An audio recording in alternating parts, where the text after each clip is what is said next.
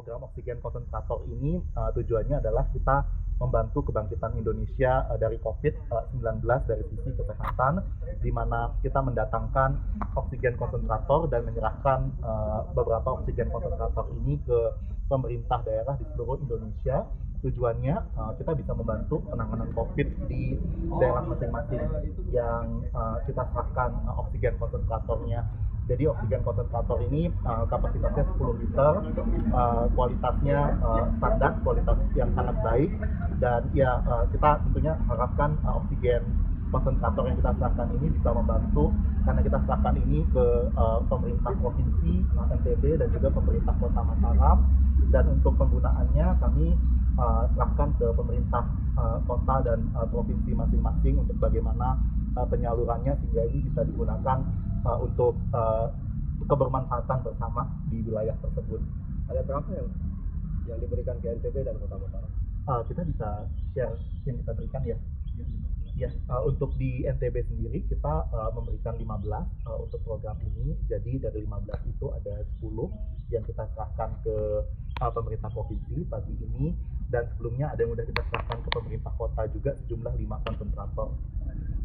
Tadi dari diskusi dengan Pak Gub, apa yang disampaikan oleh Pak Gub? Tentunya saya rasa kita mendapatkan nuansa yang sangat positif, sangat suportif dari Pak Gub. Kita tentunya pertama-tama berterima kasih atas dukungan Pak Gub beserta jajaran beliau untuk bisnis Gojek di NTB. Kita saat ini saya rasa di Lombok pemain paling besar untuk pesan antar makanan, untuk transportasi. Jadi menurut kita sangat membanggakan lah, karena kita karya anak bangsa Indonesia dan kita menjadi istilahnya tuan lah, kita menjadi leader di negara sendiri. Tentunya juga Pak Gub mengharapkan lebih banyak lagi kerjasama yang sifatnya strategis untuk pembangunan di wilayah NTB, khususnya di Pulau Lombok, karena tentunya fokus pemerintah daerah saat ini kan kita tahu ada pengembangan kawasan ekonomi khusus Mandalika, ada juga percepatan vaksinasi, dan kita rasa dengan ekosistem yang kita miliki tentunya akan banyak potensial kerjasama yang bisa kita jalin dengan pemerintah daerah di Nusa Tenggara Barat. Bang Leo, saya dengar kabar asli Mataram. Iya, saya asli Mataram, lahir besar di Mataram, orang Lombok lah.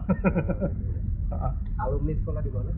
Saya sampai SMA di Kota Mataram, saya di SMA 1 Mataram. Setelah itu merantau, sempat lama bekerja dari Singapura. 2018 saya kembali ke Indonesia, bergabung dengan Gojek.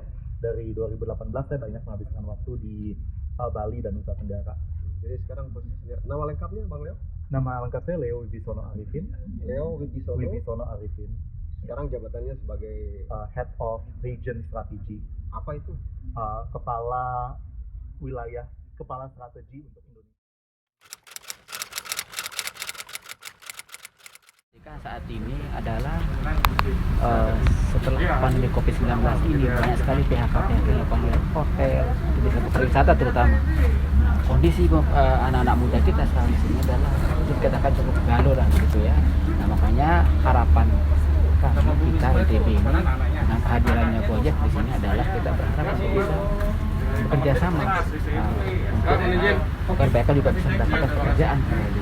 Tentu sekali harapan kami juga Pak Leo, mohon maaf ini ya, mungkin nanti terkait dengan kemudahan ya, dengan pesan-pesan yang bisa dijangkau oleh masyarakat kita di sini. Karena itu salah satu kondisinya Pak. Karena itu saya kira ini kalau memang sudah bisa dilakukan seperti itu, insya Allah anak-anak muda kita di NTB ini bisa beredukasi untuk mendapatkan pekerjaan yang baik. Jadi bukan hanya di sini, ini sedikit ini. Sementara ke depan ini kita sangat berharap yang lebih besar. Nah, itu harapan kita ini. Jadi Pak, kita ya bangkit sama. Betul Pak.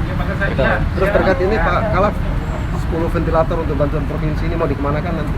Ini kan sudah kita sepakat dengan Pak Gub juga, itu akan diberikan nanti ke Rumah Sakit Mandalika. Nah, karena itu kan mau beroperasi, iya. Nah, ini kan katanya kemarin Pak Charlie, ternyata barang ini kan kita tidak perlu langsung mengolah dari alam ini. Betul. Dari oksigen. Iya, jadi ini Saya kira sangat ini ya, sangat luar biasa ini menurut saya ini.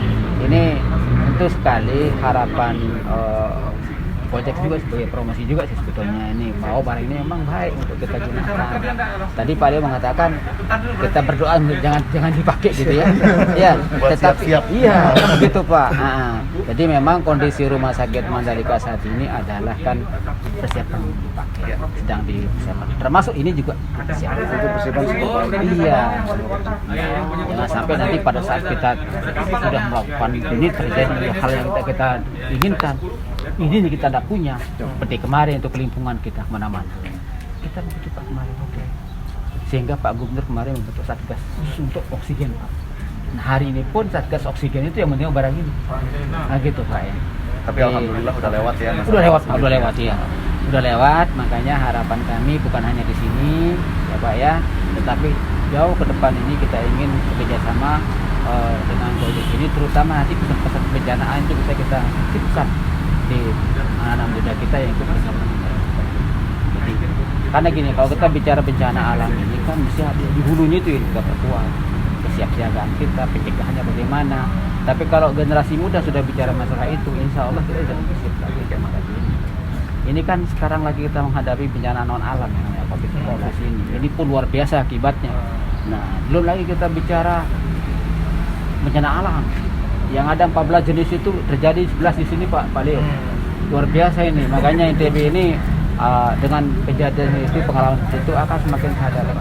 Apalagi Gojek hadir juga, nanti kita akan bekali juga supaya mereka memahami apa itu bencana alam. Karena kita ingin hidup lestari sebetulnya ini.